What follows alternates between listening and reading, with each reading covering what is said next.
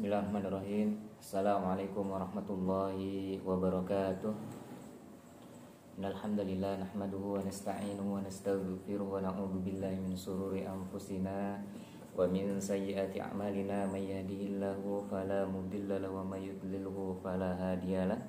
Asyhadu an la ilaha illallah wahdahu la syarika lahu wa asyhadu anna Muhammadan abduhu wa rasuluhu.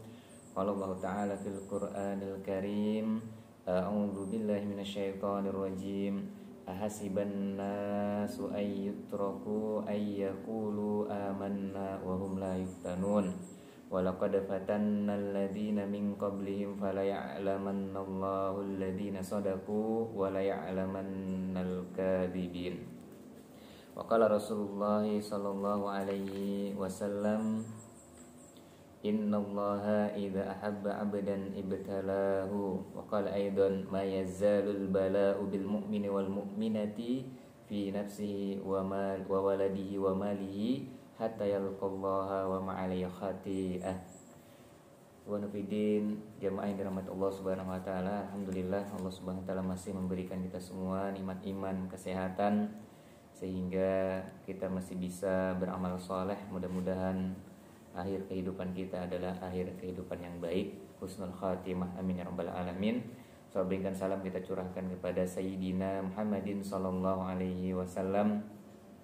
Tak pernah bosan kita mengucapkan salawat kepada beliau, dan mudah-mudahan kita senantiasa menjadi penerus beliau dalam memperjuangkan kalimat la ilaha illallah. Jemaah yang dirahmati Allah, bahwasanya Allah Subhanahu wa taala berfirman di dalam surat Al-Ankabut ayat kedua dan ketiga.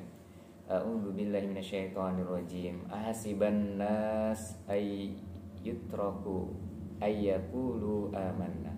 Apakah manusia mengira bahwasanya Allah akan membiarkan mereka begitu saja dengan mengatakan kami beriman, wa hum la yuftanun, sementara mereka tidak diuji. Walaqad fatannal ladzina min qablihim, padahal kami dulu pernah menguji orang-orang sebelum mereka. Fala ya'lamannallahu alladzina shadaqu wa la ya'lamannal kadzibin. Dan dengan ujian itulah maka Allah Subhanahu wa taala mengetahui, dengan ujian itulah diketahui orang-orang yang jujur dan orang-orang yang dusta. Jemaah yang dirahmati Allah, bahwasanya orang-orang yang beriman dalam kehidupannya sehari-hari tentunya akan mendapatkan ujian, akan mendapatkan bala, kemudian akan mendapatkan fitnah-fitnah, ujian satu kemudian ujian-ujian berikutnya. Itu orang-orang yang beriman, apalagi yang memposisikan dirinya sebagai alim ulama, para aktivis, para muqimuddin, para habaib, yang tentunya mereka juga akan mendapatkan ujian-ujian yang sangat dahsyat. Karena memang sebagai orang-orang yang beriman, ya secara nalurinya memang nggak mau mendapatkan ujian, tapi mau nggak mau mereka juga akan mendapatkan ujian yang mana itu sudah dijanjikan oleh Allah Subhanahu wa taala. Supaya apa? Supaya dengan ujian tadi nampak orang-orang yang jujur dengan keimanannya dan orang-orang yang dusta dengan keimanannya. Memang kita ingin setiap hari berkumpul dengan keluarga kita, kemudian dengan teman-teman kita bercanda tawa, itu nggak pernah putus di tengah jalan. Tapi nanti memang ada satu saat yang mengharuskan orang-orang yang beriman itu berpisah dengan keluarganya. Apakah ditinggal pergi, tinggal mati sama keluarganya, atau sakit, atau mungkin dia berdakwah jauh ke pelosok-pelosok negeri yang akhirnya membuat keluarganya itu ya ditinggal oleh orang-orang yang dia kasih, orang-orang yang dia sayangi. Dan tentunya ini harus menjadikan orang-orang yang beriman kuat mentalnya, terutama para ummahat, ibu-ibu mungkin yang suaminya aktivis, alim ulama, para habaib. Karena tugas dakwah yang mereka emban itu membuat mereka jauh dengan istri dan keluarganya, anak-anaknya. Dan kalau ibunya tidak kuat, ummahatnya nggak kuat, istrinya nggak kuat, bagaimana dengan anak-anaknya nanti? Kalau istrinya tidak kuat, tidak teguh dengan pendiriannya, kemudian tidak sabar dalam menghadapi ujian dan cobaan tersebut, maka bisa dikhawatirkan generasi berikutnya, anak-anak yang dia didik akan terpengaruh dengan ketidaksabaran oleh para umat tersebut. Para jamaah yang dirahmati Allah, setidaknya di sini ada beberapa tips sebagai pelipur lara buat kita semua, yang tentunya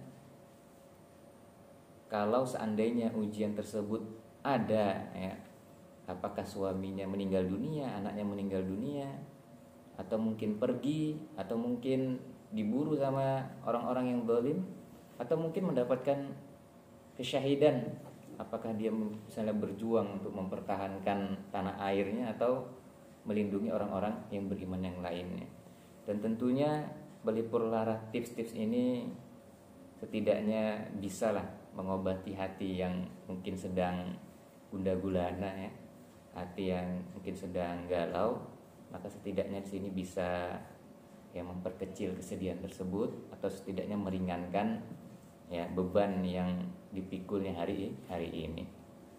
Apa tips-tipsnya diantaranya? Yaitu meyakini bahwasanya Allah Subhanahu wa taala Rabb semesta alam. Allah lah yang mengatur, mentakdir seluruh makhluknya, baik itu pentadbiran terhadap makhluk-makhluknya ataupun takdir makhluk tersebut, takdir yang biqadri khairi wa syarri, itu takdir yang baik maupun takdir yang buruk. Allah lah yang menjadikan semuanya, baik itu rasa gembira, rasa sedih, rasa senang, rasa takut, rasa khawatir, semuanya itu ya merupakan dari takdir Allah Subhanahu wa taala, urusan Allah Subhanahu wa ta'ala. Ini yang perlu kita catat pertama terlebih dahulu, bahwasanya Allah lah sang pengatur seluruh alam semesta.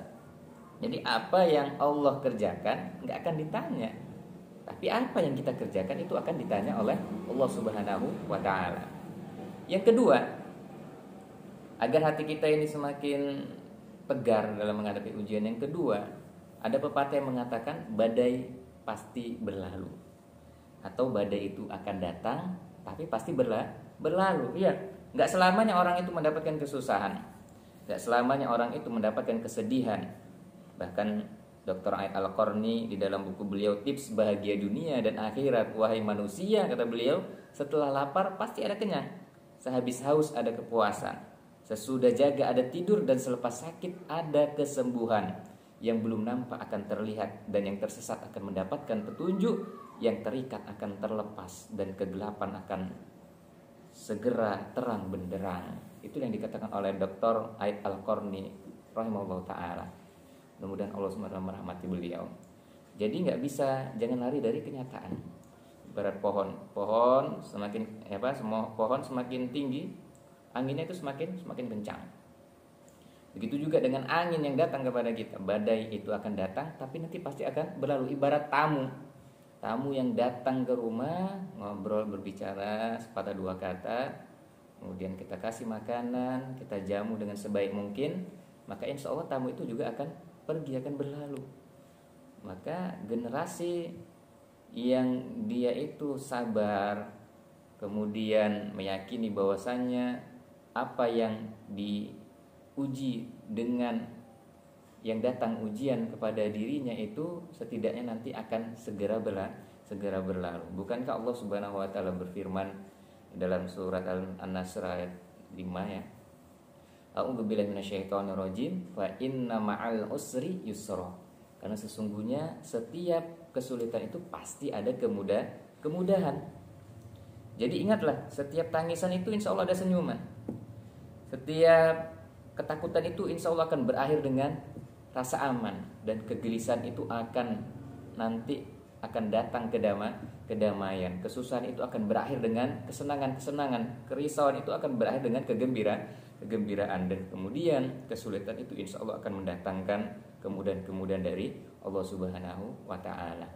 Karena ketika Allah Subhanahu wa ta'ala menjadikan jalan kesulitan buat kamu, pasti yang menjadikan jalan kesulitan itu ya meyakini bahwasanya Allah Subhanahu wa ta'ala akan juga memberikan jalan keluar. Kenapa? Jadi mintalah kepada Allah Subhanahu wa ta'ala untuk ya memecahkan segala permasalahan yang kita hadapi. Jadi Yang paling utama ini seharusnya keluarga. Ya, seorang ibu dia harus tabah, harus tegar, karena dikhawatirkan anak-anaknya nanti akan memperhatikan ibunya. Kok ibunya sedih kali? Ya, ada ujian, anaknya meninggal, ada abangnya, ada adiknya yang lain, melihat ibunya nggak kuat, akhirnya anak-anaknya juga ikut sedih, ya, menangis. Kalau ibunya kuat, tegar, menghadapi ujian, ridho dengan takdir dari Allah Subhanahu wa taala. Ya, ketika dia sabar kemudian terus mendidik, melatih jiwanya menjadi orang-orang yang ridho dengan ketentuan dari Allah Subhanahu wa taala, insya Allah anaknya juga akan ya meniru perbuatan ibunya yang tegar dan istiqomah di atas jalan kebenaran. Ya, jadi badai akan datang, tapi nanti insya Allah akan berlalu.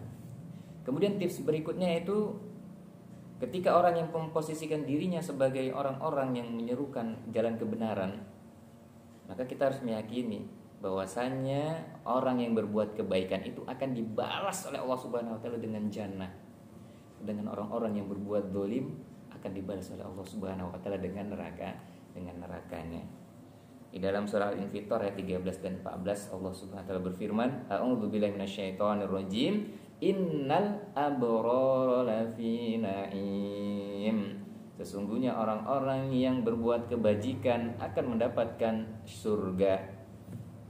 Wa innal fujjara lafi jahim. Dan sesungguhnya orang-orang yang berbuat fajir, berbuat dosa-dosa besar, berdurhaka kepada Allah Subhanahu wa taala, dia akan mendapatkan neraka, di dalam neraka Allah Subhanahu wa taala. Dan ini harus kita yakin, bukan hanya orang-orang yang berbuat dosa, berbuat kebaikan yang besar, yang kecil saja akan betul-betul akan dibalas oleh Allah Subhanahu wa taala. Fa may ya'mal mithqala dzarratin khairan yarah wa may ya'mal mithqala dzarratin syarran yarah.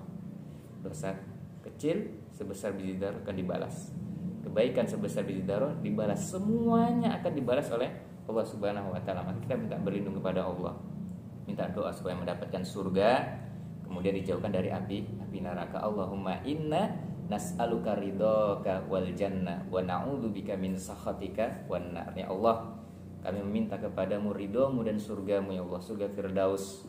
Wa na'udzubika min sakhatika wan nar, dan kami berlindung kepadamu dari murkamu dan dari api neraka. Jadi poin yang ketiga ini, kita harus meyakini orang yang berbuat baik akan dibalas dengan kebaikan, yaitu jannah Allah Subhanahu wa taala. Sedangkan orang yang berbuat zalim akan mendapatkan balasan dari Allah Subhanahu wa taala, itu berupa neraka. Jadi enggak perlu khawatir, loh Pak Ustadz, kenapa orang-orang yang zalim itu kok enggak diazab? Ya, itu ditangguh mereka. Ditangguh oleh Allah Subhanahu wa taala untuk biar dosanya semakin banyak, akhirnya ya ibarat orang yang naik dia tinggi merasa dirinya tinggi, angkuh, sombong. Ya, kalau masih di atas sedikit gini, ya jatuhnya enggak terasa sakit. Tapi kalau udah ketinggian kali, ya jatuh dari yang paling tinggi, jatuhnya akan terasa semakin sakit. Itulah orang yang zalim.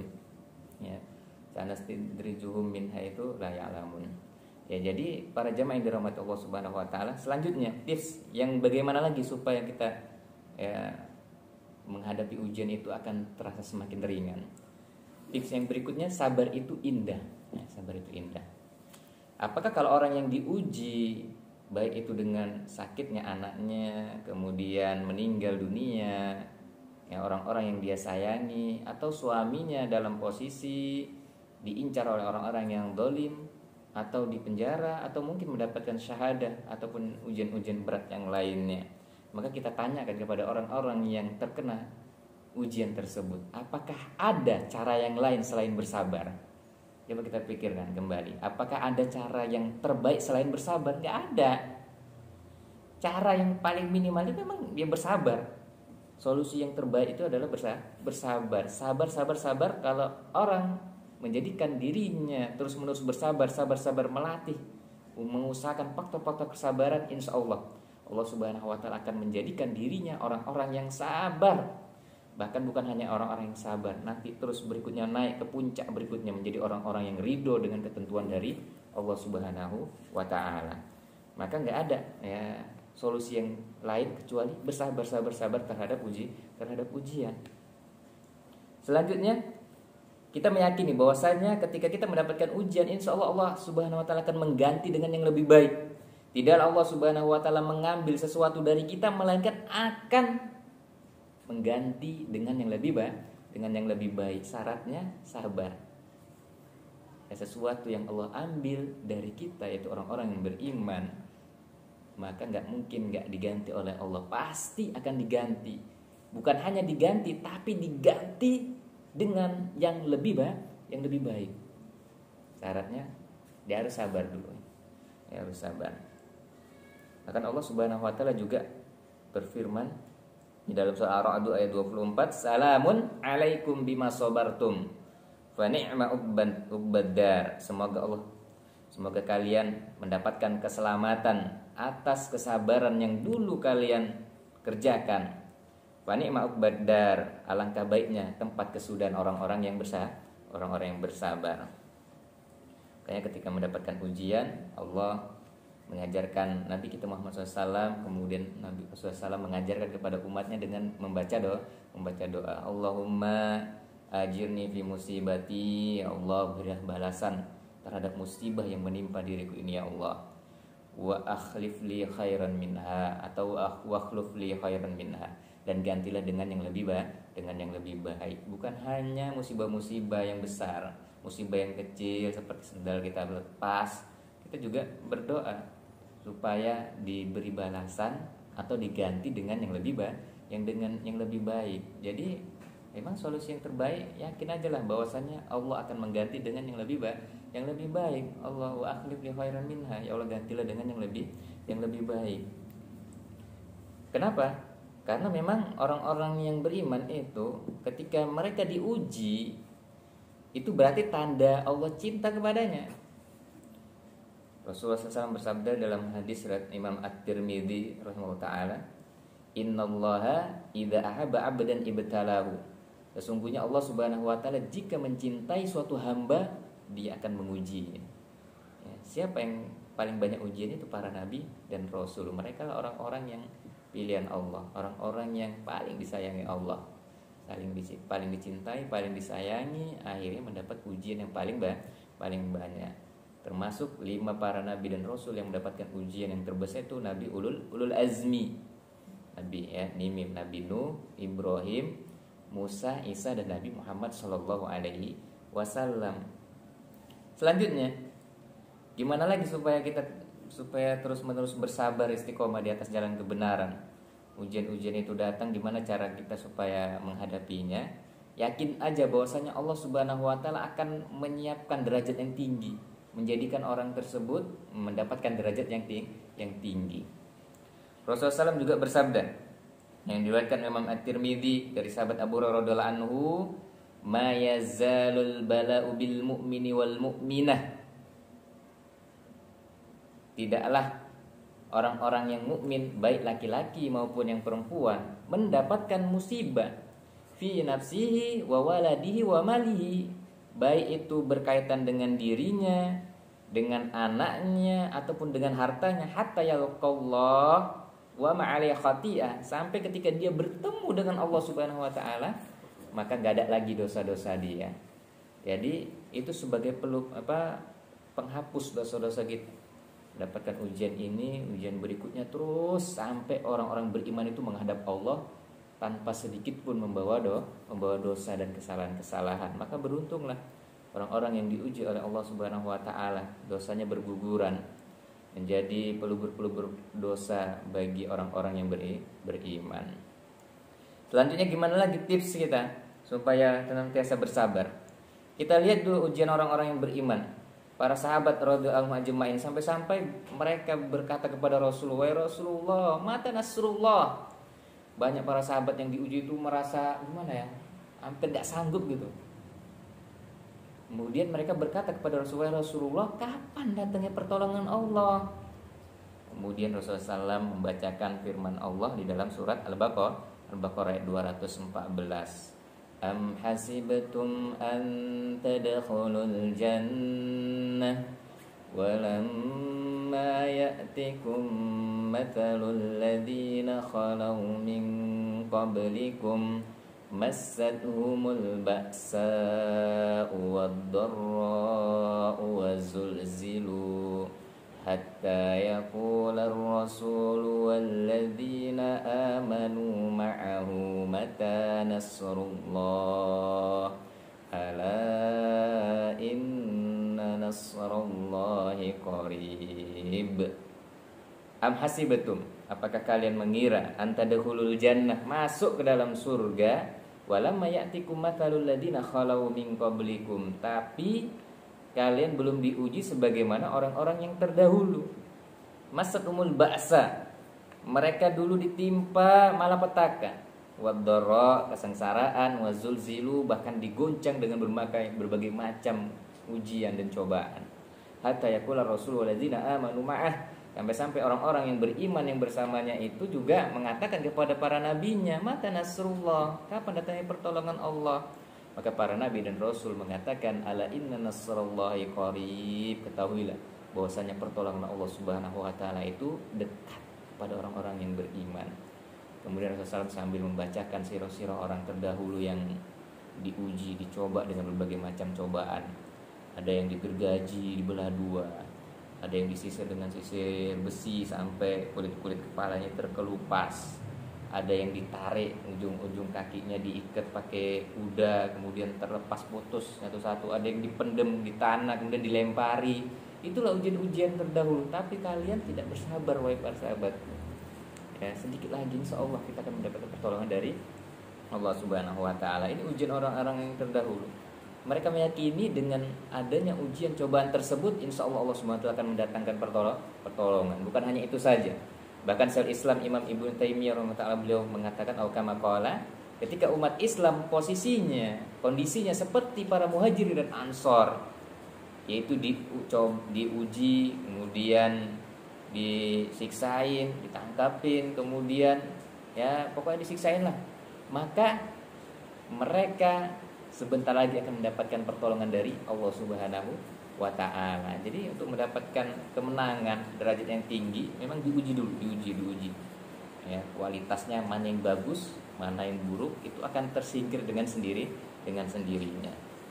Maka yakin aja lah bahwasanya dengan ujian itu insya Allah nanti akan datang pertolongan dari Allah Subhanahu wa ta'ala. Kita lihat juga sirah-sirah orang yang terdahulu, bagaimana kuatnya Ummul Mukminin, bagaimana kuatnya orang-orang soleh, termasuk ya ibunda-ibundanya terdahulu, orang-orang yang soleh seperti Asma binti Abi Bakar yang menasehati ya anaknya yang bernama Abdullah bin Zubair. Wahai anakku, engkau tentunya lebih tahu tentang dirimu. Apabila menurut keyakinanmu engkau berada di atas jalan kebenaran, maka berserulah untuk mencapai kebenaran tersebut. Sabar dan bertawakallah dalam melaksanakan apa yang engkau yakini itu benar sampai tetesan darah terakhirmu.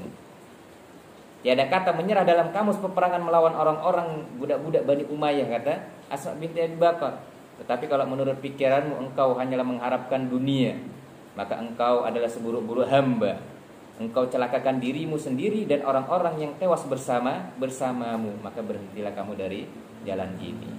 Ya, jadi ummahatnya seperti Asma binti Bakar radhiyallahu anhu ini menasihatin Abdullah bin Zubair tadi, supaya kalau ketika kamu berada di atas jalan kebenaran, serukanlah kebenaran tersebut, bertawakallah kepada Allah Subhanahu wa taala sampai betul-betul habis tetesan darah terakhirmu. Lakukan terus ya. Karena memang ya orang yang berada di atas jalan kebenaran itu terus-menerus harus tetap istiqomah. Selanjutnya, ketika kita sudah mendapatkan ujian dan cobaan, maka kita tanyakan iman kita dulu. Kalau dengan ujian, adanya ujian cobaan membuat hati kita itu menjadi sengsara, menjadi gelisah, menjadi takut, ini kadang ini menimbulkan bahaya sama kita. Kenapa? Karena janji Allah, alladzina amanu wa lam yalbisu imanahum bidzulmin ulaika lahumul amnu.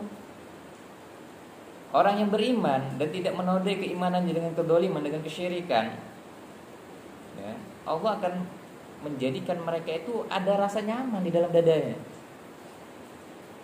Wa hum muhtadun, dan mereka akan mendapatkan petunjuk dari Allah Subhanahu wa taala.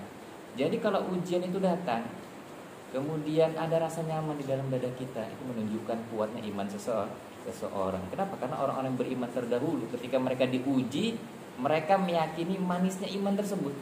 Mereka merasakan imannya itu begitu manis ketika mendapatkan ujian, sampai ya mereka pasrahkan aja semua kepada Allah Subhanahu wa taala sembari berbuat ya, melaksanakan kebaikan. Sebaliknya orang yang iman rasa-rasanya selalu ada, kemudian dia selalu khawatir, gelisah terus-menerus, ini berbahaya. Wa man a'rada an dzikri fa inna lahu ma'isyatan dongka. Barang siapa yang berpaling dari peringatanku, fa inna lahu ma'isyatan dongka, maka sesungguhnya aku akan memberikan kepadanya kehidupan yang sempit.